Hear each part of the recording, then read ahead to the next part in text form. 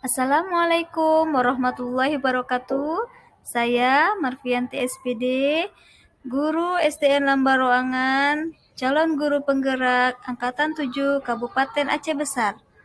Pada kesempatan ini, saya akan menyampaikan aksi nyata modul 1.4 tentang budaya positif di sekolah. Perkenalkan, saya Marfianti SPD, calon guru penggerak, Ibu Irmi MPD, fasilitator, Ibu Linda Rahmayani Lubis SPD, pengajar praktik. Tujuan aksi nyata ini menciptakan murid yang merdeka dan disiplin yang kuat, menumbuhkan budaya positif di sekolah dengan meyakini nilai-nilai kebijakan universal.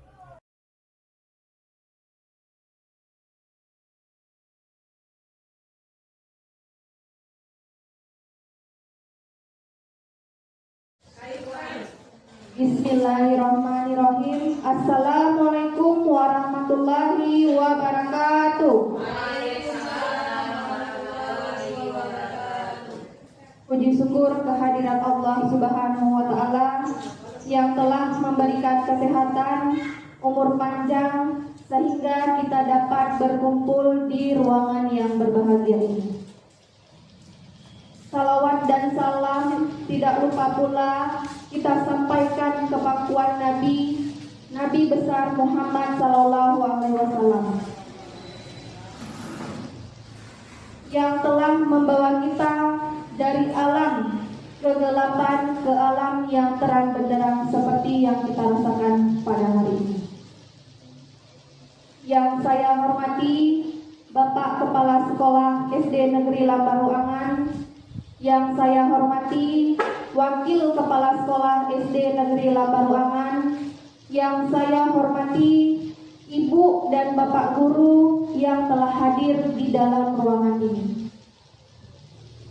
Adapun acara hari ini merupakan acara sosialisasi budaya positif di Sekolah SD Negeri Lambaroangan dari calon guru penggerak Angkatan 7. Acara yang pertama yaitu pembukaan dari Wakil Kepala Sekolah. Kepada Ibu kami persilakan dengan segala hormat.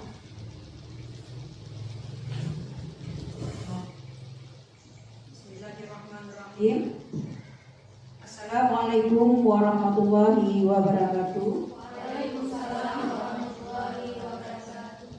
Syukur alhamdulillah sama-sama kita panjatkan kehadirat Allah, yang mana pada pagi hari ini kita masih diberi kesempatan, masih diberi kesehatan, masih diberi umur panjang, sehingga kita masih dapat berkumpul di ruangan khusus yang kita cintai ini. Selawat beriring salam tak bosan-bosannya kita sampaikan kepada junjungan kita Nabi besar Muhammad Sallallahu Alaihi Wasallam. Hari ini kita berkumpul di sini yaitu dalam rangka sosialisasi budaya positif di sekolah kita yang nanti akan disampaikan oleh calon guru penggerak yang ada di sekolah kita. Semoga apa yang disampaikan nanti, apa yang dipaparkan nanti dapat kita laksanakan secara bersama, dapat kita laksanakan secara berkolaborasi, dan apapun yang disampaikan nanti dapat menjadi contoh yang terbaik di sekolah kita. Apapun yang disampaikan nanti, harapan saya kepada semua teman-teman supaya dapat mengimbaskan kepada peserta didik kita. Karena tanpa kerjasama, tanpa kolaborasi yang baik, program apapun itu tidak akan pernah berjalan. Kemudian saya di sini yang mewakili Bapak Kepala Sekolah karena beliau lagi berhalangan ada rapat. Di sini saya mewakili Bapak, dan Bapak juga menyampaikan salam untuk kita semua supaya program ini bisa berjalan dengan lancar. Baiklah, sekali hari ini saya akan membuka acara sosialisasi budaya positif di sekolah kita yang akan disampaikan oleh CGP di sekolah kita. Acara kita mulai. Saya akhiri dengan mengucapkan wabillahi taufiq wal hidayah. Wassalamualaikum warahmatullahi wabarakatuh. Acara selanjutnya yaitu penyajian materi oleh calon guru penggerak. Wabarakatuh. Terima kasih kepada Bapak dan Ibu telah meluangkan waktunya pada hari ini. Nah, di sini saya akan memperkenalkan diri. Nama saya Marfianti SPD, calon guru penggerak angkatan 7 dari SD Negeri Lambaruangan dari Aceh Besar. Tujuan kita berkumpul di sini, saya ingin mensosialisasikan budaya positif di sekolah kita. Karena saya berdiri di sini, bukanlah saya yang merasa paling pintar, paling bisa, tetapi saya berdiri di sini ingin mengajak Bapak dan Ibu guru semuanya untuk bisa melaksanakan, menerapkan budaya positif di sekolah kita.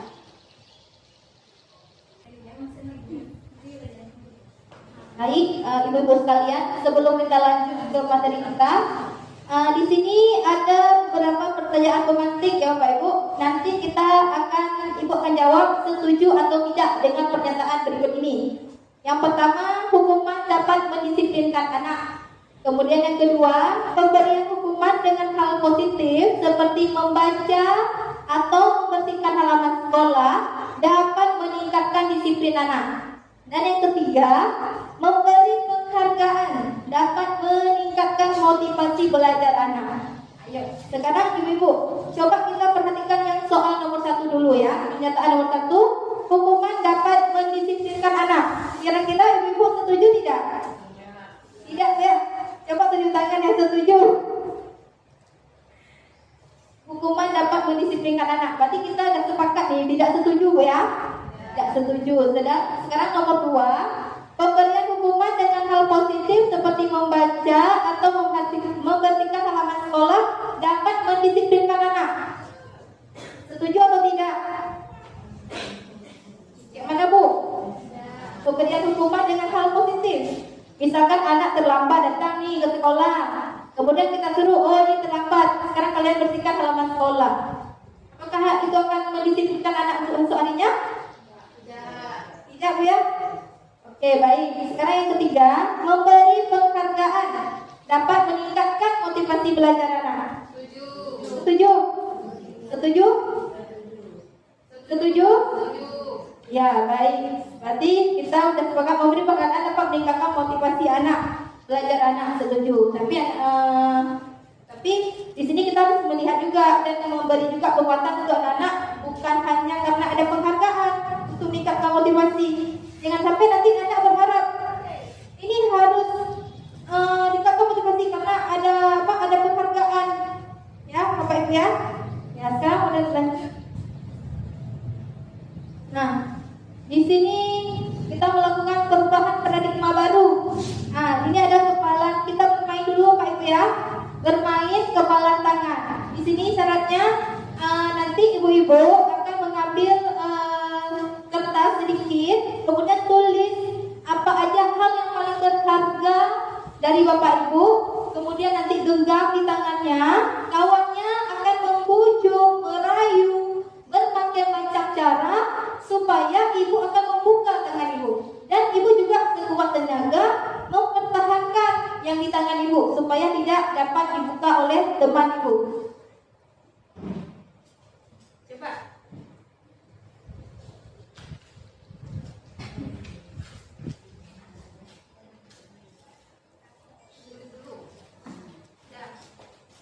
Sekarang Bu Nini coba digenggam yang sudah ditulis tadi, dari kertasnya digenggam.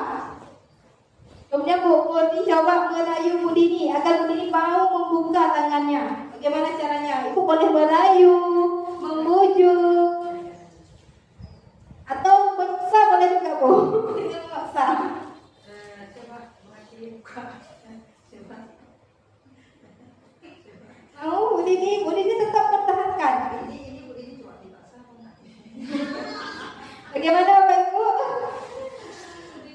Bu Dini masih hal berharga dia tidak akan buka. Tidak akan membukanya. Ya, terima kasih Bu. Tepuk tangan untuk dua guru kita. Jadi Bu Dini tetap mempertahankan yang ada di tangannya, sedangkan Bu Moni berusaha membujuk berbagai cara agar Bu Dini bisa membuka kepalan tangannya. Nah, apa pelajaran yang bisa kita ambil di sini? Perubahan paradigmatik pada teori kontrol ini ilusi guru mengontrol murid. Nah, seperti tadi usaha Bu Murni memaksa Bu Dini untuk membuka tangannya. Kemudian ilusi bahwa kritik dan membuat orang merasa bersalah dapat menguatkan karakter. Kemudian ketiga, ilusi bahwa semua penguatan positif efektif dan bermanfaat. Dan terakhir, ilusi bahwa orang dewasa memiliki hak untuk memaksa. Ya, ini adalah paradigma teori kontrol. Sekarang kita lihat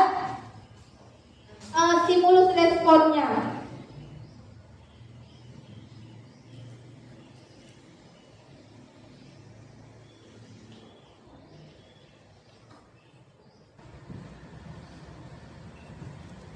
Selanjutnya yaitu tentang keyakinan kelas. Mungkin Bapak Ibu di sini tahu nggak tentang keyakinan kelas? Sudah menerapkan belum di kelas itu bagaimana? Sudah ya. Jadi, nah mengapa tidak peraturan saja? Mengapa harus keyakinan kelas? Di sini ada pertanyaan, mengapa kita memiliki peraturan harus menggunakan helm bila mengendarai kendaraan roda 2? Dan mengapa kita memiliki peraturan 3M, menggunakan masker, mencuci tangan, dan menjaga jarak 1,5 meter? Mengapa kita memiliki peraturan harus datang tepat waktu pada saat mengikuti pelatihan? Mengapa Ibu harus ada peraturan seperti ini? Kenapa tidak dibuat keyakinan kelas saja? Tapi mengapa harus ada peraturan, ada kata peraturan? Sebetulnya peraturan dan keyakinan itu sama atau tidak? Menurut Bapak dan Ibu? Sama ya? Nah, jadi untuk mendukung motivasi intrinsik kembali ke nilai-nilai atau keyakinan lebih menggerakkan seseorang dibandingkan mengikuti serangkaian peraturan-peraturan. Jadi kalau orang atau anak-anak mendengar kata peraturan itu nampaknya lebih perasaannya lebih takut, lebih terbebani, lebih merasa itu peraturan itu sangat menyiksa anak begitu ya. Tapi kalau kita buat semacam keyakinan, itu dimulai dari dalam diri sendiri. Apa sih yang akan anak-anak yakinkan? Apa yang ingin melakukan perubahan ke depannya dengan kata keyakinan. Jadi peraturan-peraturan itu kita rubah menjadi keyakinan. Jadi mereka itu akan lebih merasa lebih nyaman karena mereka yang membuat sendiri. Nah, seperti keyakinan yaitu kesepakatan kelas.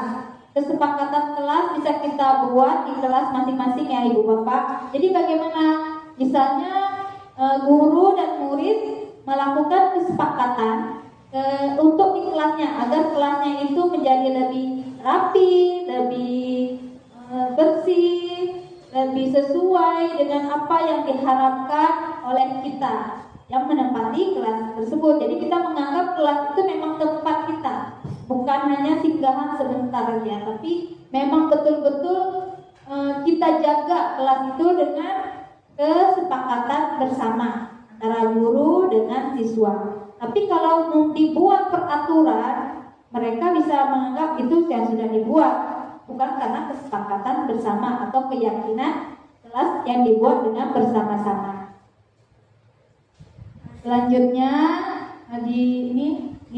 ada yang namanya segitiga, yaitu terlihat, terdengar, berperilaku seperti tabel T atau tabel Y.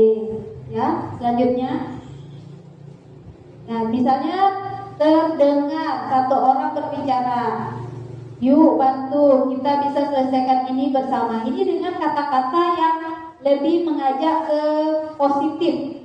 Jadi jangan ada kata jangan buang sampah, tapi buanglah sampah pada tempatnya. Jangan bilang tidak usah, jangan berisik di kelas. Misalnya buat keyakinan kelasnya jangan kata jangan berisik di kelas. Tapi bagaimana? Mungkin ada yang bisa, ya, jangan berisik, kita ganti kata jangan berisik di kelas itu dengan kata-kata yang bisa.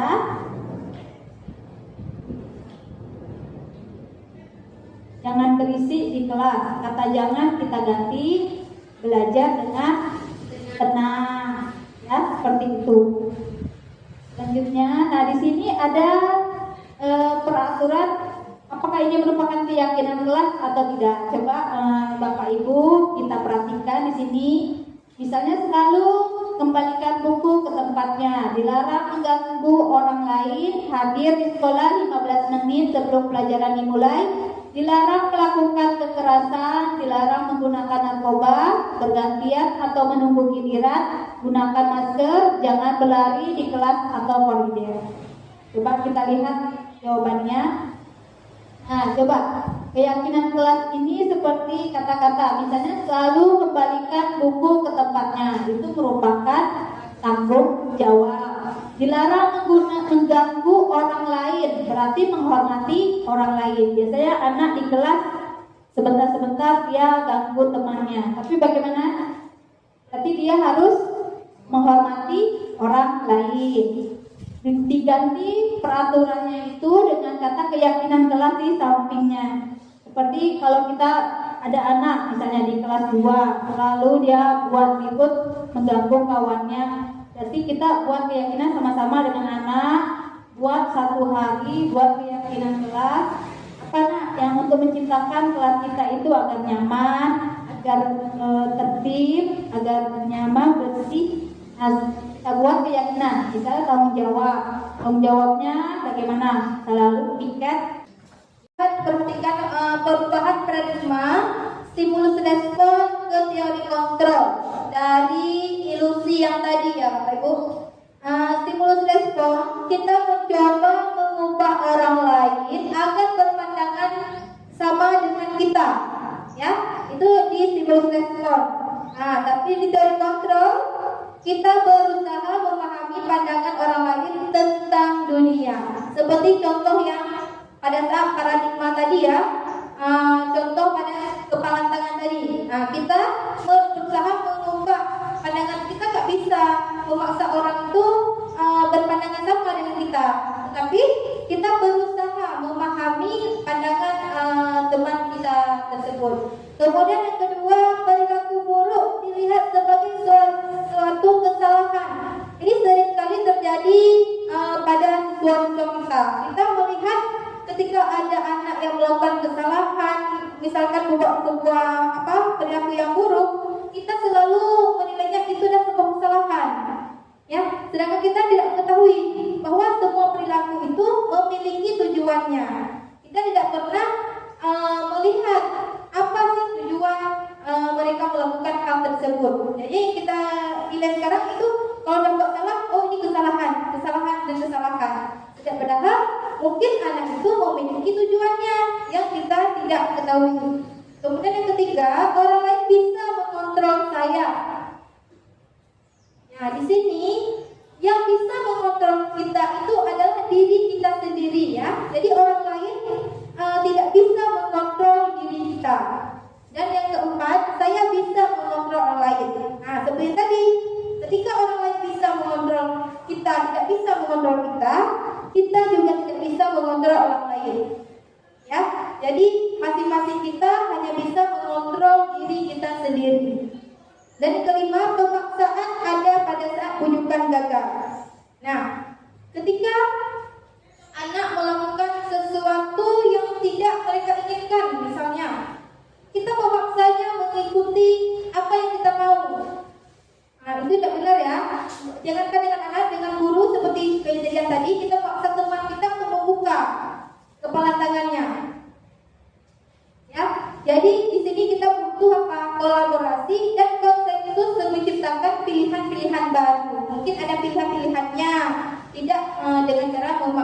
ya. Kemudian yang terakhir, model berpikir menang kalah. Oh, saya menang, kamu kalah. Kita sering berpikir seperti itu ya Ibu.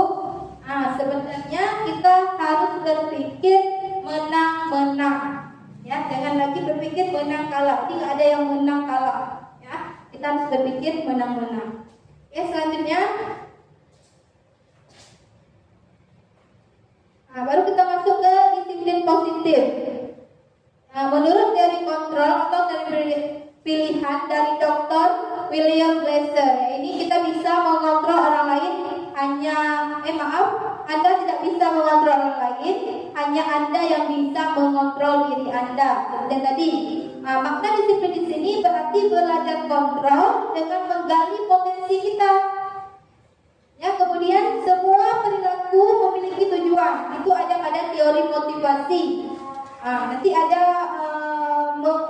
menghindari hukuman, mendapatkan imbalan, dan menghargai diri kita sendiri.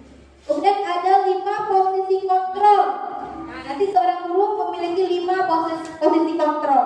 Yang pertama penghukum, kedua pembuat rasa bersalah, yang ketiga teman, 4 pemantau, dan 5 manajer.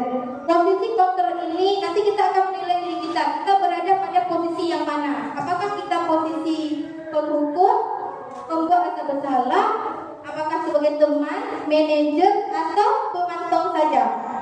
Ya. Kemudian yang terakhir ada 5 kebutuhan dasar manusia. Jadi kita manusia punya 5 kebutuhan dasar. Yang pertama yaitu bertahan hidup. Ya, kebutuhan kita yang pertama itu bertahan hidup. Penguasaan, kasih sayang dan rasa diterima. Kemudian kesenangan dan kebebasan. Begitu juga dengan anak didik kita. Mereka butuh kasih sayang, penguasaan, kebebasan, dan rasa diterima. Nah, makna disiplin di sini artinya belajar.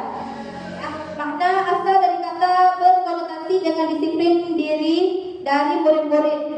Disiplin diri membuat orang menggali potensinya menuju sebuah tujuan, apa yang dia hargai. Namun dalam budaya kita, makna kata disiplin telah berubah menjadi sesuatu yang dilakukan seseorang kepada orang lain untuk mendapatkan kepatuhan. Contohnya, misalnya kita diwajibkan, misalkan pada masa yang lalu kita ada kena COVID misalnya. Kemudian kita diwajibkan memakai masker. Yang kita tahu memakai masker itu kan peraturan dan harus kita patuhi. Ya, atau kata lain disiplin. Kita harus disiplin memakai masker. Nah, itu menjadi bekal untuk kita. Karena kita nggak tahu apa nilai-nilai kebaikan ketika kita mematuhi atau memakai masker tersebut. Nilai kebajikan di situ berarti di situ kita sudah menjaga kesehatan kita sendiri. Itu sebenarnya nilai kebajikan yang harus kita ada pada diri kita. Jangan menganggap bahwa saya harus ikut pakai masker karena kalau enggak nanti ada sanksinya. Jadi kita merasa tidak nyaman. Nah, Bapak Ibu, misalkan contoh lain memakai helm. Ketika ada aturan, kita harus disiplin memakai helm ketika kita berkendaraan. Nah, kita takut ini kalau nggak pakai helm nanti kena tilang. Rasa diri kita tidak nyaman karena kita merasa nanti ini ada sanksinya. Padahal di sini ada nilai kebajikannya yang universal apa? Itu menjaga keselamatan. Jadi ini yang harus kita tanamkan pada diri peserta didik kita supaya mereka paham bahwa dengan disiplin itu bisa menanamkan nilai-nilai kebajikan. Mereka paham akan nilai-nilai kebajikan yang akan pada perbuatan yang akan mereka lakukan.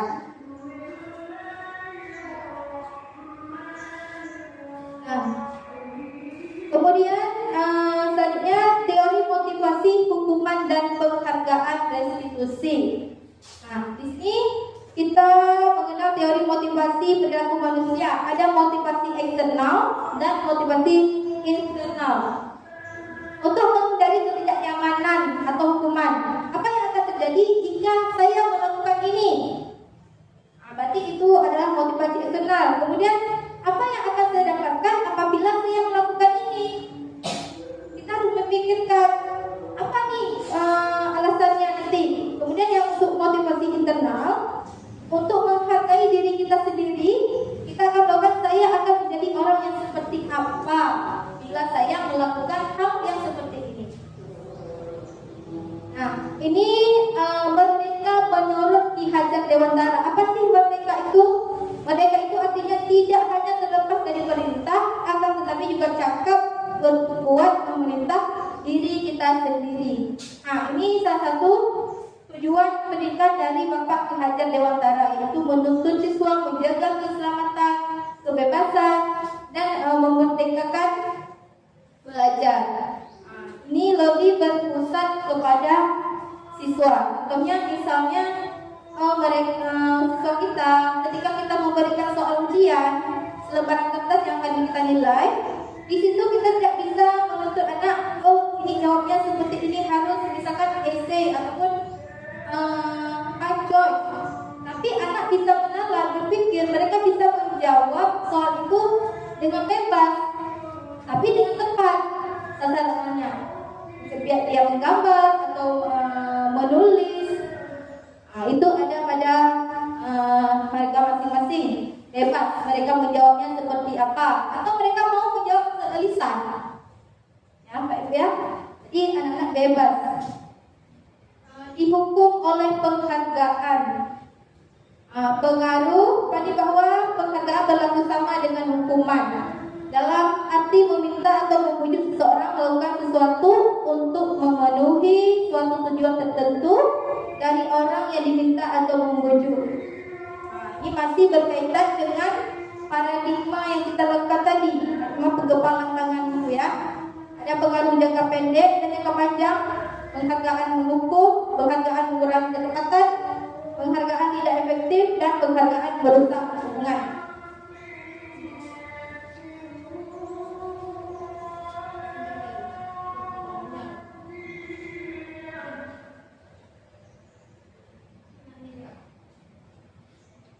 Kita bisa membedakan tugas perbedaan hukuman dan konsekuensi. Coba ibu-ibu sekarang perhatikan di sini. Di sini ada tindakan guru. Kemudian nanti kita pilih yang bentuk hukuman atau konsekuensi. Sebelumnya saya ingin bertanya dulu, apakah Bapak Ibu tahu membedakan hukuman dan konsekuensi? Jadi kita coba ya menjawab ini tindakan ini.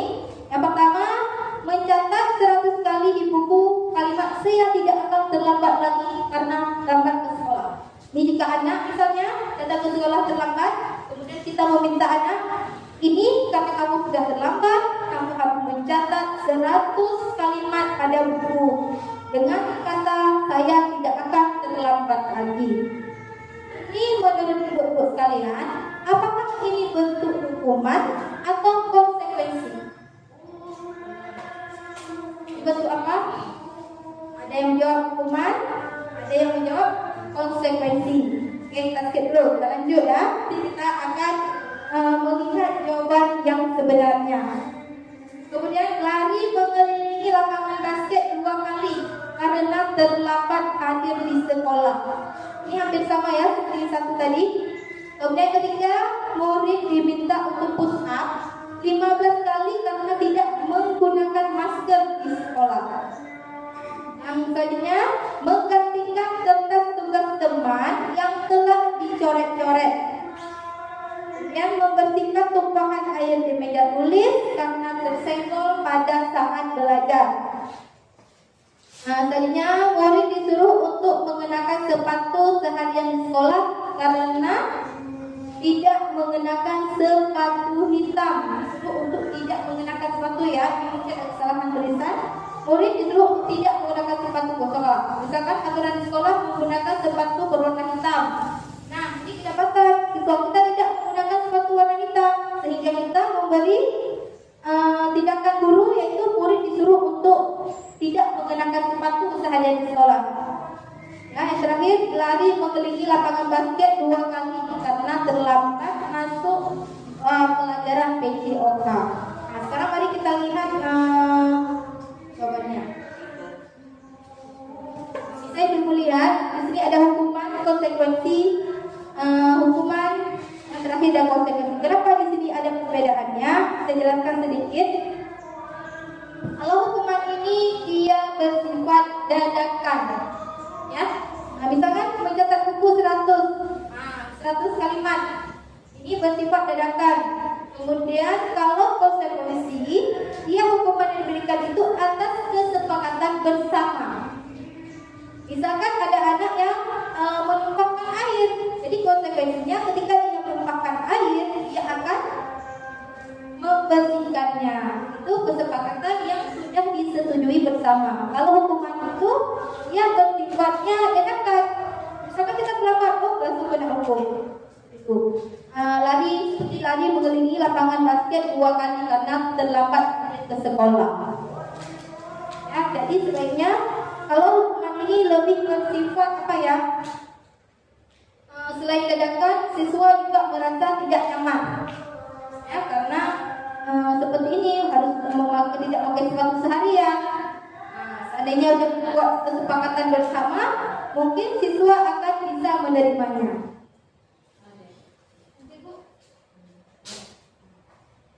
Nah, di sini bisa kita lihat perbedaan antara hukuman dan konsekuensi. Hukuman itu sesuatu yang menyakitkan harus terjadi. Kata tadi dia bersifatnya dadakan. Sedangkan konsekuensi sesuatu harus terjadi. Kenapa harus terjadi? Karena kita sudah menyepakatinya dan bersama. Kemudian kedua, membuat anak sakit fisik maupun hati dalam waktu jangka lama. Ketika kita menghukum anak itu akan mengingatnya, ya, akan sakit hatinya dengan kita. Jadi kita tidak mau anak jadi dendam dengan kita. Ya, yang bisa kalau konsekuensi membuat anak merasa tidak nyaman dalam waktu jangka pendek. Berbeda ya. Kalau hukuman tadi dia akan mengingatnya mungkin bisa jadi seumur hidupnya. Karena hukuman yang kita berikan tadi. Tapi kalau konsekuensi dia mungkin akan mengingatnya dalam waktu jangka pendek. Misalnya nanti selepas dia pulang sekolah, mungkin dia sudah tidak ingatnya lagi. Berbeda dengan hukuman. Karena kalau konsekuensi itu sudah disepakati. Ya, jadi kalau hukuman bersifat dadakan, maka sangat menyakitkan. Kemudian hukuman lagi, anak membenci kedisiplinan. Nah, dia akan benci kedisiplinan. Kenapa? Ketika ada aturan, dia harus datang ke sekolah tepat waktu. Ketika dia terlambat, dia akan dihukum dengan hukuman yang dadakan tanpa kita mengetahui kenapa alasan dia terlambat. Nah, jadi dia akan membenci kedisiplinan itu, merasa tidak nyaman. Kalau konsekuensi, anak menghargai disiplin. Dia menghargai. Kenapa dia hargai? Karena dia harus menjaga kesepakatan bersama tadi yang kita buat sama-sama. Kemudian hukuman itu bersifat paksaan. Berbeda dengan konsekuensi. Kalau konsekuensi bersifat stimulus atau tanggapan. Stimulus tanggapan, ya. Kemudian hukuman mendorong anak menyakiti diri sendiri. Seperti push up tadi. Mau nggak mau dia harus push up. Jadi dia menyakiti diri sendiri. Konsekuensi mendorong anak agar mudah menyesuaikan diri. Kemudian hukuman konsep diri yang buruk. Kalau konsekuensi konsep diri yang baik, bisa kita lihat anak belajar untuk menyembunyikan kesalahan. Ini sering terjadi di kelas, ya Bu. Kalau kita sering memberi hukuman tanpa kita mau tahu apa alasannya ketika anak berbuat salah, jadi anak itu seringkali menyembunyikan kesalahan. Bisa jadi dia akan melakukan perilaku yang tidak baik, yaitu berbohong. Karena dia takut. Kenapa dia harus berbohong? Karena dia takut nanti kalau misalnya sudah jujur, guru akan menghukum. Tapi kalau konsekuensi, anak belajar mematuhi peraturan. Kemudian terakhir, marah, rasa bersalah, dipermalukan, merasa tidak dihargai. Karena hukuman itu sering terjadi seperti yang saya katakan tadi, dadakan. Maka kalau depan teman mereka kena hukum. Jadi anak itu merasa malu, merasa bersalah. Kemudian kalau konsekuensi, kehilangan hak, dibuat tidak nyaman, diasingkan untuk sementara. Jadi ada positifnya, lebih baik kita kalau misalkan anak berbuat salah, kita tanya dulu, misalkan apa dulu alasan dia, kenapa berbuat seperti itu. Nanti ada konsekuensinya. Jika kamu melakukan ini, maka kamu harus begini. Misalkan kamu sudah menumpahkan air ke buku kawan, berarti kamu harus menggantikannya. Itu sudah disepakati sebelum dia melakukan kesalahan itu. Kalau hukuman ya harus diadakan ya. Jadi anak merasa sakit hatinya karena merasa tidak dihargai, dipermalukan dan sebagainya. Nah, kemudian terakhir ada restitusi. Apa sih itu restitusi? Restitusi itu adalah proses menciptakan kondisi bagi murid untuk memperbaiki kesalahan mereka, sehingga mereka bisa kembali pada kelompok mereka dengan karakter yang lebih kuat. Restitusi juga merupakan proses kolaboratif yang mengajarkan murid berpikir tentang orang seperti apa yang mereka ingin menjadi tujuan yang bagaimana, dan mereka harus memperlakukan orang lain itu seperti apa. Jadi ini lebih ke karakter ya, menciptakan kondisi siswa kita akan lebih berkarakter yang lebih kuat. Di sini sama juga masih kita lihat ada hukuman, konsekuensi dan restitusi ya. Misalkan hukuman, saya contohkan sesuatu yang menyakitkan harus terjadi. Kalau konsekuensi memang harus terjadi karena sudah disepakati tadi. Kemudian restitusi merupakan pilihan. Nah, restitusi anak bisa memilih ya, diberikan pilihan. Di hukuman bisa kita lihat korban mendapatkan keadilan. Nah, karena apa? Yang bersalah tadi sudah dihukum. Jadi si korban ini merasa sudah adil. Nah, coba kita lihat di konsekuensi. Korban bisa diabaikan. Karena kita udah tadi tanya bersalah, mereka sudah melakukan berbuat konsekuensi yang harus mereka lakukan. Kemudian nanti korban mendapatkan ganti. Nah, contohnya seperti ini. Misalkan di kelas ada anak yang mencoret buku teman misal. Jadi si korban ini kan dihukum dan hukum. Jadi korban ini merasanya sudah mendapat keadilan. Sedangkan di restitusi korban akan mendapatkan ganti. Misalkan udah sepakat nih kalau misalnya bukunya rusak harus diganti baru. Jadi kalau di konsekuensi korban diabaikan karena misalkan rusak buku teman, ada kesepakatannya minta maaf, jadi hanya minta maaf seperti itu ya. Jadi ada perbedaan antara hukuman, konsekuensi dan restitusi.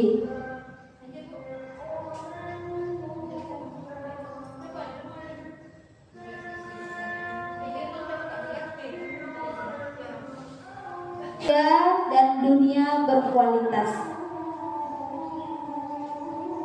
Di sini ada 5 kebutuhan dasar manusia, yaitu kasih sayang dan rasa diterima, penguasaan, kebebasan, kesenangan, dan bertahan hidup. Jadi kebutuhan dasar manusia ini semua manusia memilikinya, dan anak-anak kita di kelas pun memilikinya. Mereka pun membutuhkannya. Kasih sayang, rasa yang diterima di kelas bagaimana, penguasaan, bertahan hidup mereka, kesenangan mereka, kebebasan mereka, itu tidak boleh kita lupakan untuk anak-anak didik kita. Bisa. Lanjut ke 5 posisi kontrol.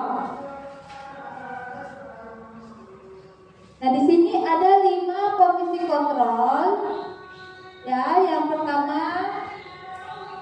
ada penghukum, pembuat rasa bersalah, ada sebagai teman, pemantau, atau manajer. Jadi kita ini sebagai seorang guru, sebagai seorang pendidik harus mengetahui 5 posisi kontrol yang mana kita itu ditempatkan dari 5 ini mana yang paling tepat yang akan kita terapkan di sekolah kita. Ya, misalnya sebagai penghukum. Sebagai penghukum, biasanya guru berbuat bila anak salah, dia akan menghukum, menghapti, menyakiti, menyindir anak tersebut. Ya, biasanya guru berkata, contohnya, kalau kamu tidak melakukannya, awas ya, rasakan nanti. Hasilnya bagaimana? Dengan membentang dan menyalahkan orang lain, dia akan menyalahkan orang lain, dia akan berbohong, dan dia akan memberontak diri dia kalau dia itu tidak bersalah. Lalu, bagaimana kita kaitkan dengan dunia berkualitas? Bagaimana ke depannya kalau kita menjadi posisi kontrol di penghukum ini? Ya, murid akan meletakkan gurunya gimana? Meletakkan gurunya itu di luar dunia yang berkualitas itu bagaimana? Ya, murid akan berkata, biarkan saja, nanti juga marah-marah lagi, dan dia akan mengulang terus, dan dia juga akan lebih tidak menghargai gurunya, karena dia selalu menerima hukuman tersebut, dan akan menjadi ada rasa dendam di hati murid tersebut. Kalau dia yang dihukum pada cuma sekali, tapi dendam membekasnya sampai dia selesai sekolah pendidikan tersebut, masih dia tandai guru tersebut. Itu kalau akibat dari sebagai posisi kontrol guru yang penghukum. Dan dia juga dampak ke depannya bagaimana? Dia akan mengulangi kesalahan yang sama. Karena dia tahu dia akan dihukum, akan dihapti, akan selalu dicaci dimaki oleh gurunya, dan dia akan mengulanginya itu lagi. Dan di sini ada posisi kontrol pembuat rasa bersalah. Bagaimana kalau yang pembuat rasa bersalah di sini? Biasanya guru dia tidak akan menghakimi, tapi dia akan berceramah, menasehatinya, lalu dengan kata-kata yang seharusnya kamu jangan lakukan itu, ibu sangat kecewa sama kamu. Nah, itu kan anak membuat menjadi rasa bersalah ya apa yang dia lakukan. Nah, jadi guru itu begini contohnya, misalnya kamu seharusnya, kamu kan sudah tahu ibu ini hari ini lelah sekali, tapi kenapa kamu membuat kesalahan itu lagi? Ibu stres sekali menghadapi kamu. Memang kata-katanya tidak menyakiti anak tersebut, tapi hasilnya bagaimana? Dia akan berbohong, akan menyangkal, akan menyembunyikan kesalahannya, ya, karena dia merasa bersalah. Biar ibunya senang, mendingan saya berbohong sajalah, ya, ibunya senang, tidak akan lama-lama menceramahi itu. Lalu bagaimana? Murid pasti akan berkata, karena ibu sudah, ya bu, dia sudah berbohong, lalu ujung-ujungnya dia pasti minta maaf ya bu, maaf bu, saya tidak akan melakukannya lagi. Tapi terus dia bagaimana efeknya untuk ke depan? Dia akan merasa rendah diri, jadi rendah diri dia karena salah. Lalu ibunya membuat dia merasa bersalah, dia minta maaf, dia menjadi anak yang rendah diri. Kemudian kalau posisi sebagai kontrol teman bagaimana? Bisa kita menganggap teman anak kita itu sebagai teman. Jadi waktu dia berbuat kesalahan, kita langsung kita bilang, dia mengajak kita berbicara seperti dengan murid kita itu yang membuat kesalahan dengan serasa seperti teman. Misalnya, kamu buat alasan saja, lalu kamu kenapa melakukan seperti itu? Kan tidak boleh seperti itu. Pokoknya seperti menganggap murid itu seperti teman. Nah, posisi itu. Jadi contohnya gini, ayolah lakukan demi ibu. Masa kamu tidak mau? Ingat, tidak pernah ingat, ibu pernah bantu kamu loh. Nah, seperti itu. Dengan kata-kata kita melakukan atau bertindak seperti teman terhadap siswa tersebut, jadi bagaimana anak tersebut akan ketergantungan pada kita. Sebentar-sebentar kalau ada masalah, ada ibu ini, tenang saja, aman. Nah, jadi bagaimana? Jadi nanti murid akan berpikir, saya pikir bapak ibu ini kan teman saya, jadi tidak apa-apa lah melakukan kesalahannya lagi. Jadi anak itu nantinya dia akan lemah, tidak mandiri dan ketergantungan. Dia tidak akan melakukan tidak akan merasa berani untuk menyelesaikan masalah tersebut, tapi dia akan lebih ketergantungan, tidak mandiri, dia butuh orang lain untuk menyelesaikan masalahnya.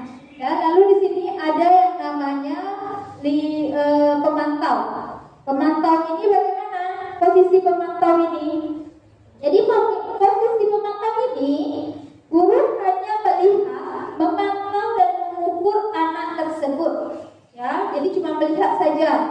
Jadi cuma ditegurnya itu sudah ada peraturan, coba dilihat. Nah, jadi tidak ada yang namanya seperti yang lain-lain, cuma memantau saja, melihat anak ini, oh 2 kali dia telat, oh 3 kali dia buang sampah sembarangan, cuma sebagai pemantau. Jadi bagaimana hasilnya? Dia anak tersebut, waktu kita melihat anak tersebut, dia akan merasa diawasi. Oh, karena dilihat nih, makanya dia kutip sampah. Oh, karena sering ibu tuh, oh hari ini ibu ini piket untuk berdiri di depan gerbang. Jadi anak tersebut pada hari itu saja dia tidak telat, tapi hari berikutnya dia akan tetap telat. Kenapa? Karena dia merasa hanya diawasi saja. Jadi hanya karena merasa diawasi dia akan melakukannya. Lalu bagaimana? Berapa murid akan berkata, berapa banyak bintang yang saya harus peroleh, berapa halaman yang harus saya tulis. Jadi hanya untuk sebagai pemantau, seperti di kelas misalnya, untuk mendapatkan nilai 100, untuk mendapatkan nilai yang baik, mendapatkan perhatian guru, berarti anak dia akan merasa, oh ibu kalau saya menulis banyak-banyak nih, menulis tulisannya cantik banyak karena dinilai, saya akan terjaga. Tapi kalau enggak, saya enggak akan buat. Nah, itu sebagai pemantau saja. Tapi bagaimana hasil akan dampak anak tersebut nantinya? Dia akan menitik beratkan pada sanksi atau hadiah untuk dirinya, karena dia menjalankan tersebut untuk mendapatkan hadiah atau mendapatkan perhatian dari guru tersebut, karena guru tersebut hanya sebagai pemantau saja. Lalu yang terakhir yaitu guru sebagai posisi kontrol, guru sebagai manajer. Di mana di manajer di sini guru mengajukan pertanyaan-pertanyaan yang sesuai, seperti ada identitas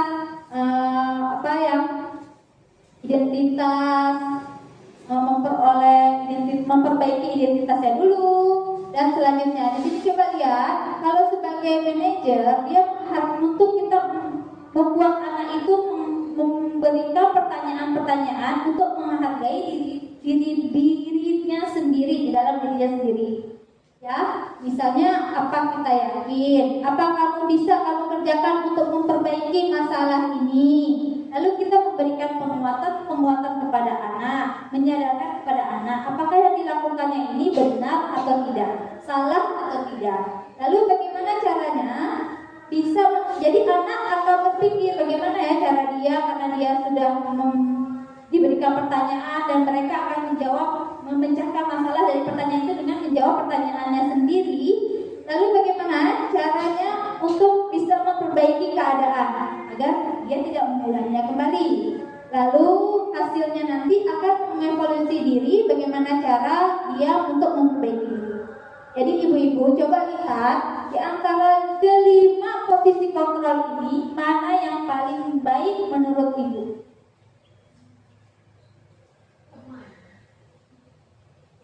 Yang manajer ya, manajer itu kita sebagai guru, kita posisikan kita sebagai manajer, itu yang paling baik. Ya.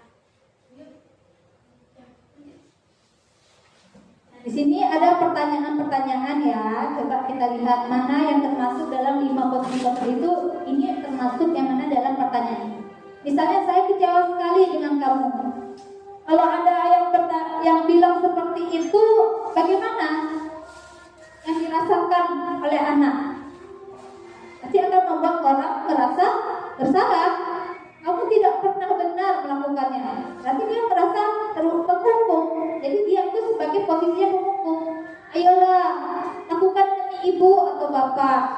Ya, kelas kita bersih, ayo. Berarti dia menganggapnya posisi seperti teman. Apakah kamu mau mendapatkan tiket bintang hari ini? Nah, itu sebagai pemantau. Kalau kamu pikir hari ini bersih, ibu kasih bintang. Kalau kamu hari ini tidak ribut di kelas, nanti ibu kasih bintang 2. Itu sebagai Nah, bagaimana kamu bisa menyelesaikan masalah ini? Nah, itu pertanyaan kalau dia itu posisinya sebagai manajer. Ya, jadi ada satu lagi, kamu selalu yang paling terakhir. Nah, berarti itu menghukum. Berarti kan dia merasa dia selalu terakhir. Nah, di sini ada bergerak antara peraturan pemantau, konsekuensi, hadiah. Nilai-nilai manajer memperbaiki ya. Coba lihat ya selanjutnya.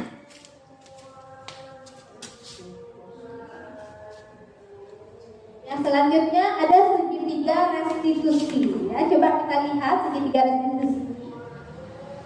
Nah, di sini kalau kita sebagai posisi kita sebagai manajer, kita akan melakukan segitiga restitusi ini. Ya, di mana segitiga ini pertama kita akan menstabilkan identitas siswa tersebut.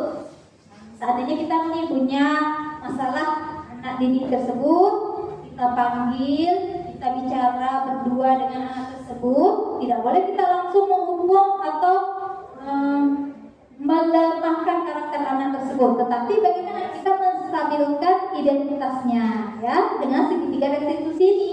Yaitu pertama menstabilkan identitas. Apa yang akan kita bicarakan kepada anak kita? Yaitu setiap orang pasti pernah melakukan kesalahan. Kamu bukan satu-satunya yang pernah melakukan ini. Berarti kita sudah membuat menstabilkan identitas anak tersebut. Jadi anak tersebut itu tidak merasa bersalah karena dia tidak sendirian. Selain dia, orang lain pun pernah melakukan kesalahan.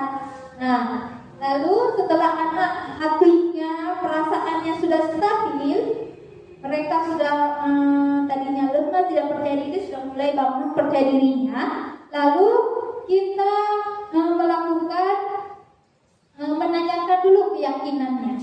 Nah, keyakinannya apa? Misalnya nilai-nilai apa sih yang telah kita sepakati? Kamu ini akan menjadi orang seperti apa nantinya? Ya.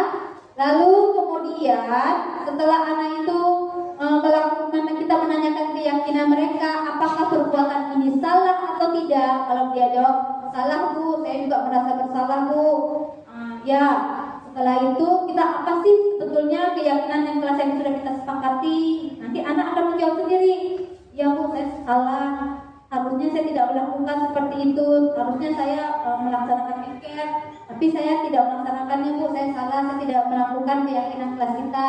Nah, setelah anak sudah tahu apa yang akan dia rubah dan apa yang kesalahan yang dia hadapi, dan keyakinan apa yang harusnya mereka lakukan, lalu kita akan memvalidasi kebutuhannya. Jadi kita tahu dong kenapa kamu tentu punya alasan mengapa melakukan itu. Adakah cara lebih efektif untuk mendapatkan apa yang kamu butuhkan? Jadi di sini, jadi bagaimana sih solusinya? Kamu sudah tahu kamu melakukan kesalahan, kamu tahu itu keyakinan kelas kita itu seperti apa. Jadi bagaimana kedepannya untuk merubah diri kamu sendiri? Nanti anak akan berpikir dia bagaimana akan merubah diri. Jadi bukan dari kita, tapi dari anak sendiri yang akan merubah diri dia sendiri, akan menjadi ke depan atau menjadi yang lebih baik lagi. Nah, di sini ada ya contohnya untuk membuat anak yang merasa gagal karena berbuat salah menjadi positif terhadap dirinya. Tadinya dia negatif, lemah, merasa bersalah, takut.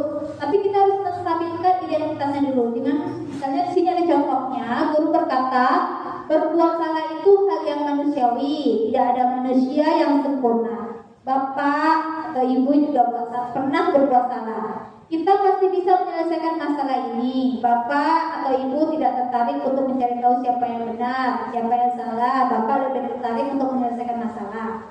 Kalau kamu menyalahkan dirimu sendiri terus-menerus, apakah kamu bersikap baik pada dirimu sendiri? Nah, ini bisa kata-kata ini bisa kita ambil untuk anak-anak kita. Salah satunya.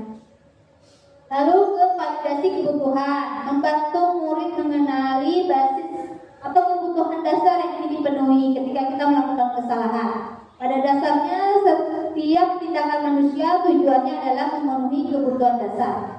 Apakah itu penguasaan, kebebasan, kasih sayang, dan rasa diterima. kesenangan dan bertahan hidup. Jadi bisa dipilih kata-katanya tersebut. Misalnya kamu bisa saja akan melakukan hal yang lebih buruk, tapi kamu tidak melakukannya kan? Kamu pasti punya alasan mengapa melakukannya. Apa yang penting bagi kamu? Kamu boleh tetap berusaha menjaga sikap itu, tapi tambahkan sikap yang lain yang baru. Maukah kamu belajar cara lain untuk mendapatkan yang kamu butuhkan tanpa harus memukul? Apakah kamu bisa melakukan dengan lebih baik besok lagi? Nah, yang ini, yang terakhir menanyakan keyakinan kepada anak. Misalnya anak melihat kesalahannya dihubungkan dengan norma sosial dan nilai-nilai yang didasari manusia berinteraksi dengan orang lain. Saya baru berkata, bisa diambil ya. Salah satu contoh di sini, apa nilai yang kita percaya di kelas atau di sekolah kita, seperti yang tadi saya sebutkan juga. Nilai-nilai universal apa yang telah kita sepakati, kelas yang ideal itu seperti apa, kamu ingin jadi anak seperti apa yang kamu rasakan ketika kamu melakukan itu, kamu menjadi orang yang akan seperti apa.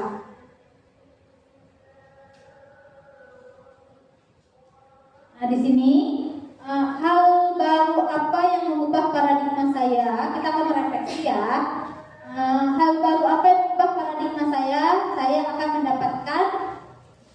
Yang kedua, perasaan apa yang muncul selama mengikuti sesi ini, khususnya mengenai makna disiplin dan motivasi intrinsik.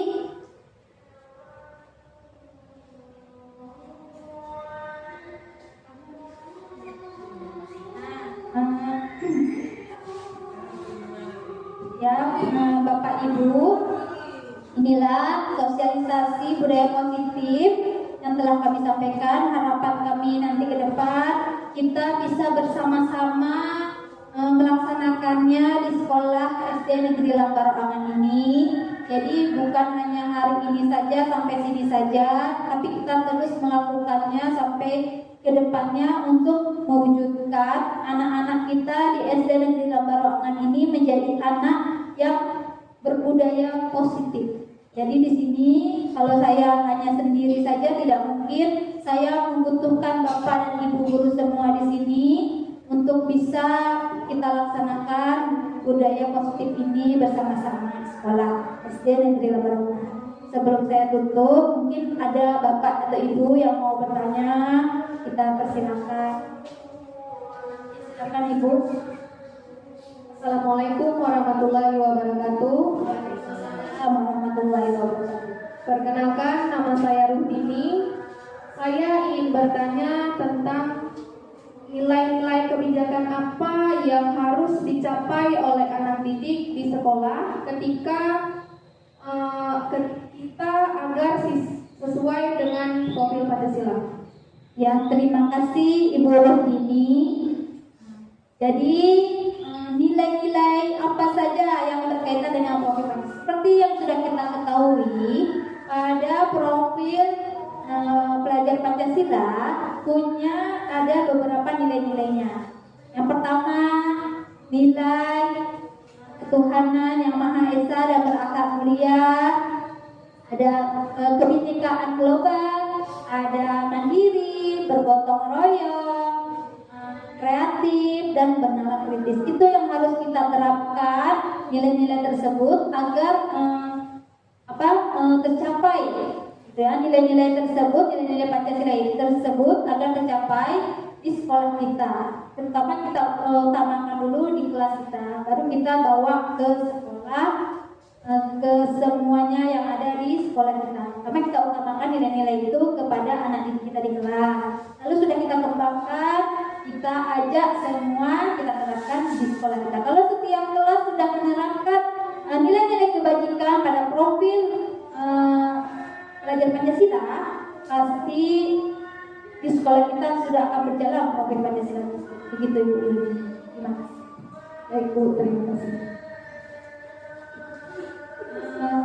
Sekian sosialisasi dari saya pada hari ini.